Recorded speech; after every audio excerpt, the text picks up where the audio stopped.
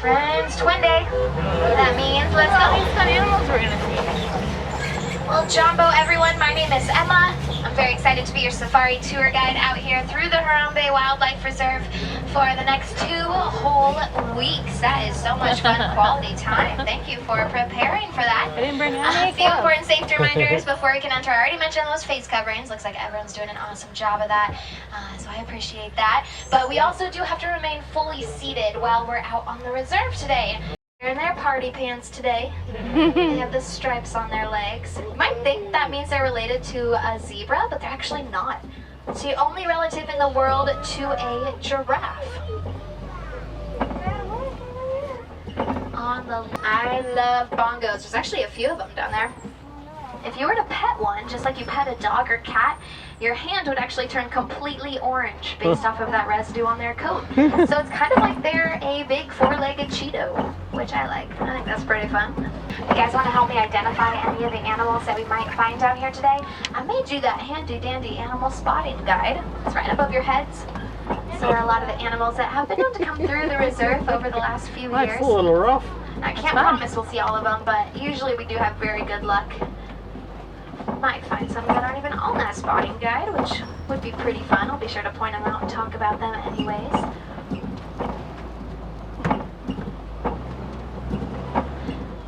Now there is one last creature, I think, before we leave the forest. Well, a few of them. On the left, you might see a few female greater kudus. I can tell that they're females just because they don't have any horns. They're staying pretty well hidden within the brush and thicket back there. But we are going to spend the majority of our 2 weeks together down on the Savannah, so it's a pretty long drive. Actually, I know a shortcut to get there. We can shave off a few days from our journey if we take this middle path down to the Safi River. I call this the exciting route because it's home to some of the world's most dangerous animals. Very exciting. Yeah, just like there on the right, you guys, there are 2 Nile hippos under the water acting just so dangerous right now. They're probably asleep down there. Hippos are nocturnal animals, so they'll be sleeping all day, and then at night, that's when they do most of their eating. They'll leave the watering hole to go graze.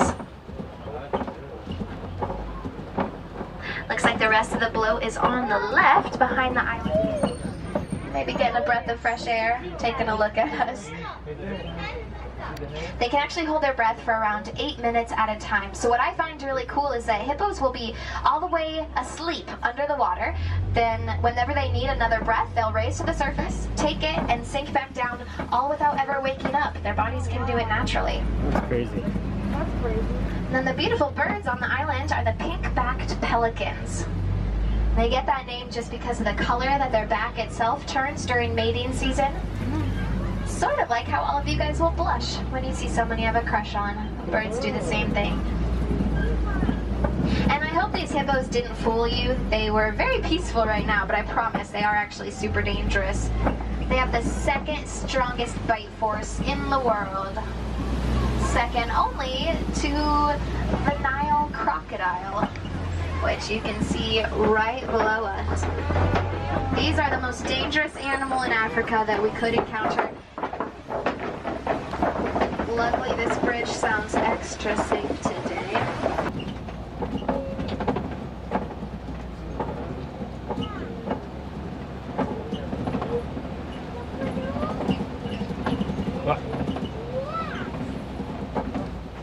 Ooh, on the left, you guys, there's a spotted hyena over there, right on the other side of these bushes. Hyenas are awesome. They are a completely matriarchal society. Let me scoot up and see if there's another one that we can possibly find. So matriarchal just means that even the lowest ranking female hyena still outranks the highest ranking male, which is pretty cool. We don't usually see that too often in the wild. And they are incredible hunters. They have the 3rd strongest bite force, if you believe it. They can chomp straight through bone and digest it as well, so they don't waste any part of their prey. On the left, these are the white-bearded wildebeests. We might see the rest of the herd up ahead. This is not nearly all of them. They're the second largest herd-dwelling species in the world, second only to us humans. So wildebeest usually live in herds that are anywhere from 100 to 1,000 strong.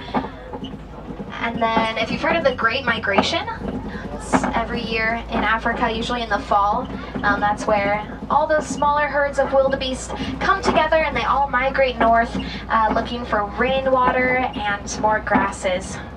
It's about 1.5 million.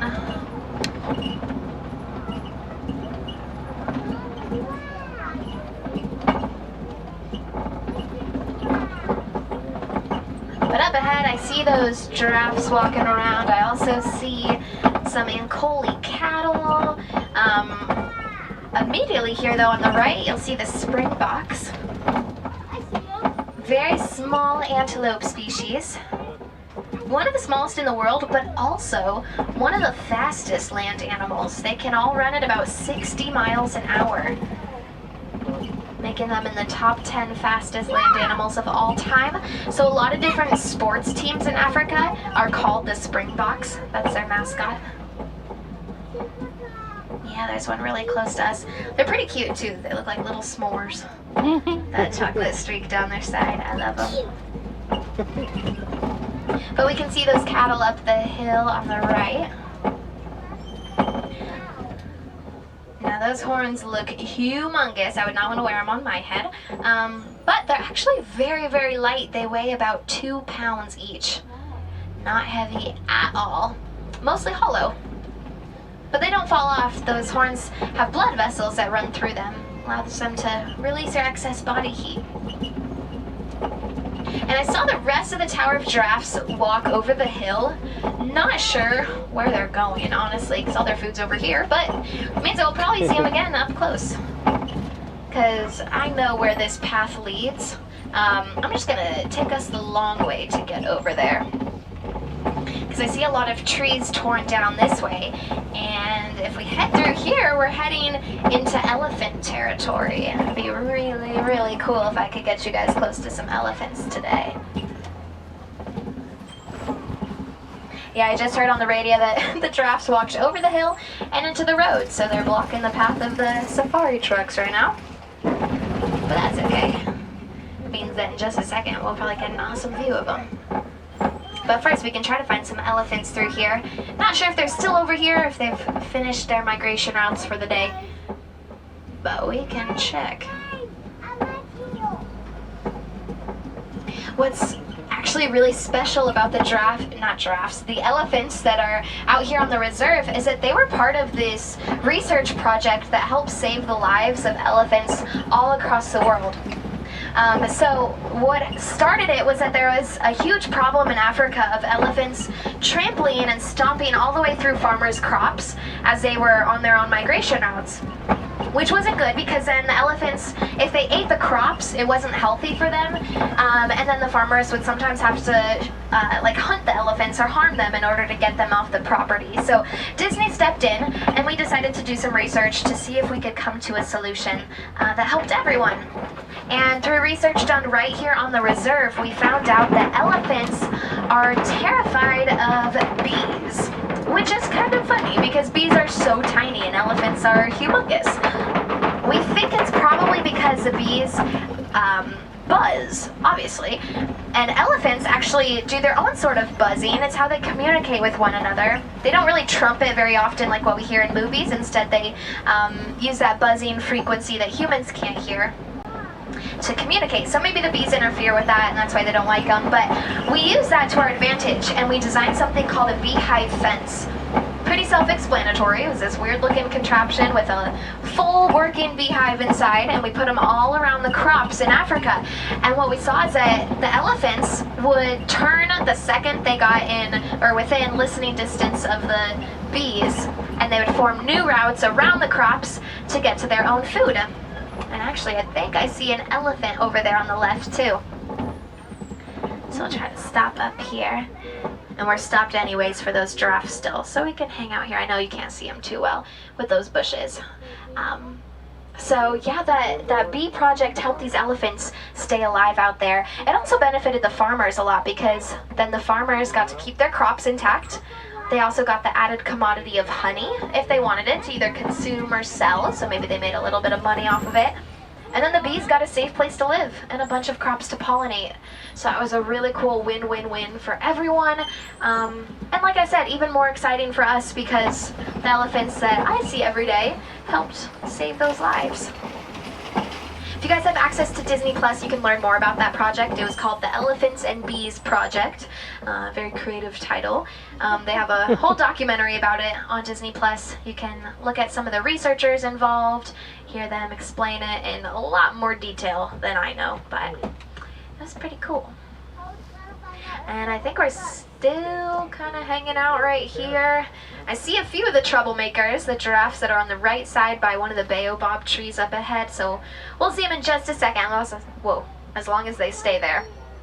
But I'm thinking that there's probably one down the road up ahead, which is why the truck in front of me can't really move too far.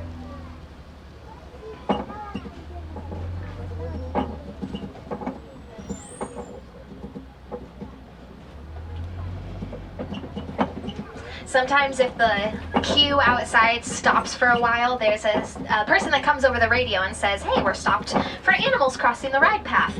And people don't believe us, but we really are. These giraffes like to walk in the middle of the road and hang out there.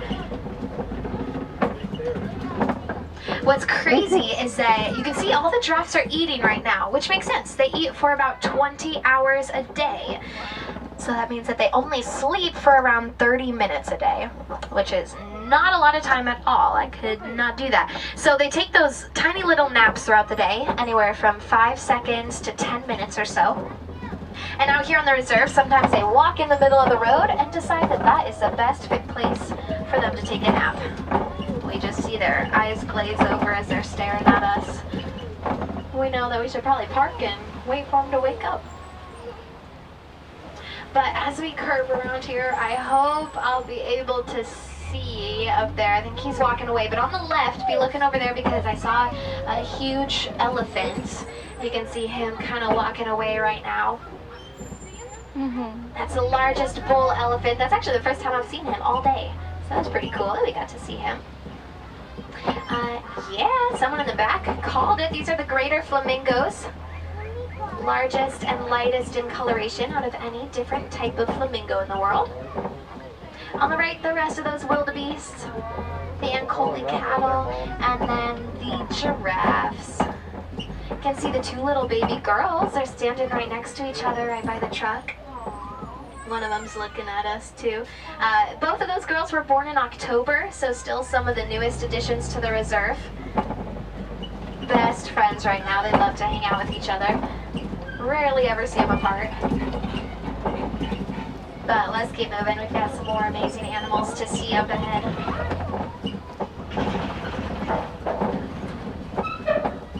Actually, we're gonna see my all-time favorite animal next. On the left, the massive white rhinoceros. Looks like Dugan was just rolling around in that mud pit. Some of the females are walking around in the back too. I love these rhinos. They are awesome. Ooh, that was cool behavior. I don't know if you guys saw that. I think they got spooked by something. You can see they instantly turned and their backs were to each other so that they had visuals in every direction. Which is great behavior, but it's kind of probably doesn't work too well because they have terrible eyesight. They can only see about 10 feet in front of their heads, but they were aware of everything within that 10-foot radius. Stirred up the dirt a little bit too. But yeah, like I said, this is Dugan right here. And then the back three are females. If you look closely too, I'm trying to figure out which ones it is. 2 of our females are pregnant right now, which is very exciting. We should have another or 2 more, possibly little boys or girls running around here. One's due in the fall and one is due in the spring, which is very exciting. I am pumped. They're my favorite animal. And that's really exciting for that species alone because there's only about 18,000 of those white rhinos left in the world. Oh. Which is a lot more than other types of rhinos, but still not as many as we'd like to see. On the right, there's a few scimitar horned oryxes on that hillside. I think there's a bontebok up there too, that brown antelope. Ooh, and you can kind of see in the back left corner there's a cheetah walking around. She was behind the fence, so not a great view of her. They could have been keeping them away if there's a big animal in the area. Maybe the rhinos. Some few water bucks under the bushes there on the right. They're adorable. They also have a white ring around their tail end, so it always looks like they just sat on a freshly painted toilet seat. And it makes sense because they are a very smelly creature. They release a really odory substance from their greasy coat. But on our left, that's a copy. Kobe rocks, and sometimes we see prides of lions. I'm trying to check. Yeah, Kinsey's still out. If you trace the very tip top of the Kobe all the way down, you'll see a female lioness. She's grooming herself right now. Kind of tucked away in the middle of all those rocks. I believe that's Kinsey. One of the females out here. There's two, Kinsey and Kamari. See if we can find anyone else. This reminds me, if I have any wilderness explorers on board, you guys are on the Simba 1. S-I-M-B-A, and then the number 1. That's the name of this truck. So that's a code you'll need to collect your safari badge. Lions are usually sleeping all day, so it's cool that Kinsey was awake. Yeah, I'm not really seeing anyone else, I don't think. They sleep for around 20 hours a day. It's actually those females that will go out and do all of the hunting for the pride once they wake up. See some warthog burrows down here on the left. You can see a warthog crawling out of his burrow right now down there. And then up ahead, I see some ostrich eggs. So you might find an adult ostrich in the area somewhere. The eggs are on our right, which is very, very exciting. And it's okay that the mama isn't directly protecting those eggs right now. Honestly, they can sort of protect themselves. They are massive. They're about the size of 24 chicken eggs, so a lot of predators can't even fit them in their mouth. Plus, a full-grown human could stand on top of an ostrich egg and it won't even crack. It's just how strong that shell is.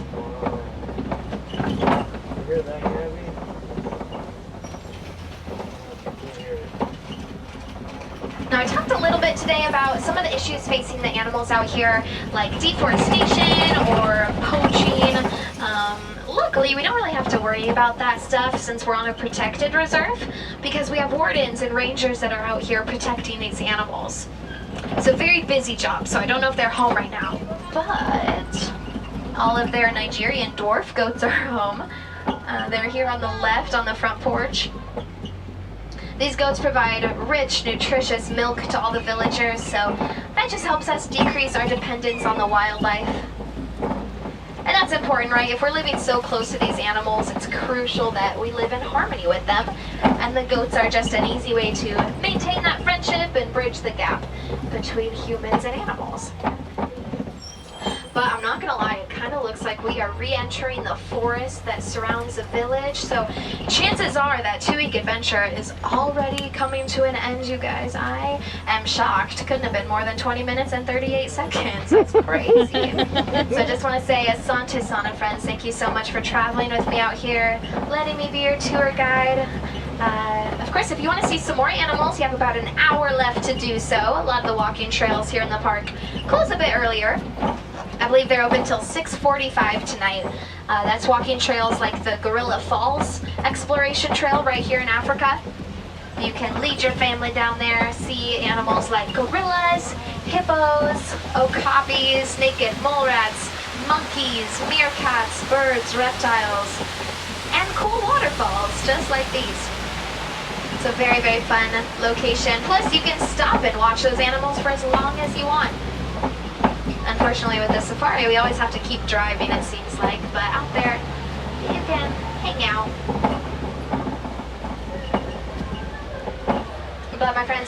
looks like we have reached the edge of the village.